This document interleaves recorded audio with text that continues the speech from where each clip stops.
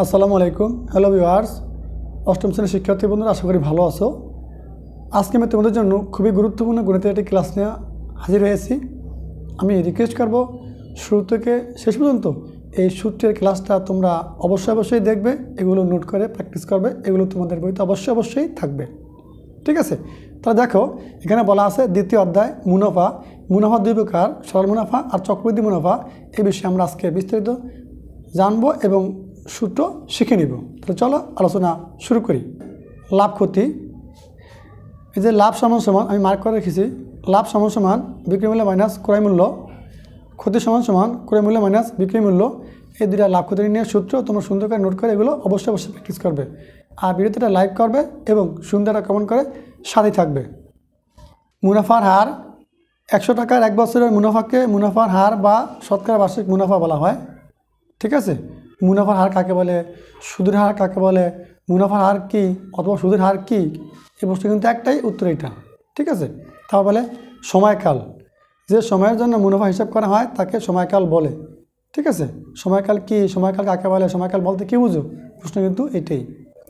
তারপর দেখো সরল মুনাফা, প্রতি বছর শুধু প্রারম্ভিক মূলধনের উপর যে মুনাফা হিসাব করা হয় তাকে সরল মুনাফা বলে বা সিম্পল প্রফিট বলে। শুধু মুনাফা বলতে সরল মুনাফা বোঝায়। এখানে যদি এই সরল শব্দ না থাকে, শুধু মুনাফা থাকে, তাহলে বুঝতে হবে ওই সরল মুনাফাকেই বুঝাইছে। তাহলে সরল মুনাফা নির্ণয়ের একটা সূত্র হয়েছে I=P/N/R। আমি আবার বলছি, I=সমান P/N/R। ঠিক আছে? এখন আমরা এই প্রত্যেকটার ভেঙে কোটা কি দ্বারা প্রকাশ করে বিস্তারিত জানবো। দেখো, মূলধন বা আসল সমান সমান পি, এটাকে প্রকাশ করে প্রিন্সিপাল বলে বা পূর্ণরূপ। মুনাফার হারকে প্রকাশ করে আর দ্বারা, পূর্ণরূপ হচ্ছে রেট অফ ইন্টারেস্ট। সময়কে প্রকাশ করে এন দ্বারা, টাইম। মুনাফাকে প্রকাশ করে আই দ্বারা, প্রফিট। সববৃদ্ধি মূলধন বা মুনাফা আসল সমান সমান এ, এটাকে বলা হয় টোটাল অ্যামাউন্ট।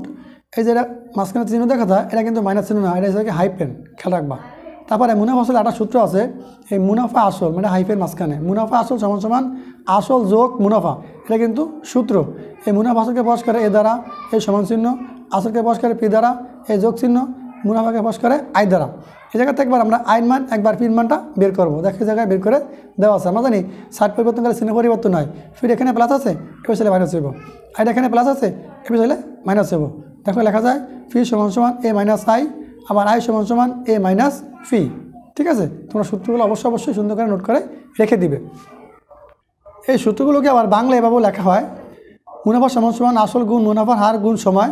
এই যে আমরা আই সমান সমান P/N/R লিখলাম কিছুক্ষণ আগে, সেই সূত্রের জায়গায় এভাবে লেখা যায়। আর যে লেখছে মুনাফা আসল সমান সমান আসল যোগ মুনাফা, এই যে মুনাফা আসলে সূত্রটাকে ভাঙে এভাবে লেখা যায়। মানে মুনাফা আসলকে প্রকাশ করছে এ দ্বারা, আসলকে প্রকাশ করছে পি দ্বারা, এই মাঝখানে যোগ চিহ্ন, মুনাফা প্রকাশ করছে আই দ্বারা। তাহলে দেখো, এই যে পির জায়গায় পি রয়ে গেছে, আমরা আবার লিখছি যায় কি I=P/N। এই যে আইয়ের জায়গায় এই P/N-টা বসানো যায়। ঠিক আছে? সেখান থেকে আবার এই যে দুইটার মধ্যে দেখো পি আছে, ফি কমন নেওয়া যায়। এটা ফি কমন নিলে এখানে কিছু থাকে না, এখানে একটা 1 থাকে। ঠিক আছে? কারণ 1 দ্বারা ফি গুণ করলে ফি একে পি হবে। তাই এই জায়গায় থাকবে একটা 1 যোগ, এই জায়গায় ফি কমন করে থাকবে কি RN। তাহলে লেখা যাবে এই বাজে ফি × 1 + RN। ক্লিয়ার? এই পর্যায়ে আমরা চক্রবৃদ্ধি মূলধন ও চক্রবৃদ্ধি মুনাফা নির্ণয়ের সূত্র শিখব। চক্রবৃদ্ধি মূলধনকে সি দ্বারা প্রকাশ করা হয়। চক্রবৃদ্ধি মূলধন সি সমান সমান ফি × 1 + R⁴ n। চক্রবৃদ্ধি মুনাফা সি মাইনাস ফি। এই যে সির মানটা আছে, সি সমান সমান মানটা আছে, এই সির জায়গায় মানটা বসাই দিছে, এই মাইনাসটা দিছে, এই ফির এই জায়গায় বসাই দিছে। ঠিক আছে? এই ছিল কি চক্রবৃদ্ধি মূলধন আর চক্রবৃদ্ধি মুনাফা নির্ণয়ের সূত্র। তোমরা সুন্দর করে নোট করে এই প্রশ্নগুলো রেখে দাও, প্র্যাকটিস করো। আমাদের বই আসলেই আমরা নতুন করে তোমাদের জন্য পৃষ্ঠাভিত্তিক, অধ্যায়ভিত্তিক এবং প্রতিটা অঙ্কের সমাধান নিয়ে আসবো তোমাদের জন্য। তোমরা আমাদের math education zone YouTube channel subscribe করবে, ফেসবুক পেজটা ফলো করে সাথে থাকবে। আর ভিডিওতে সুন্দর করে একটা কমেন্ট করবে, লাইক করবে। সব ভালো থাকো, সুস্থ থাকো, সুন্দর থাকো আর আমাদের সাথে থাকো। আল্লাহ হাফেজ।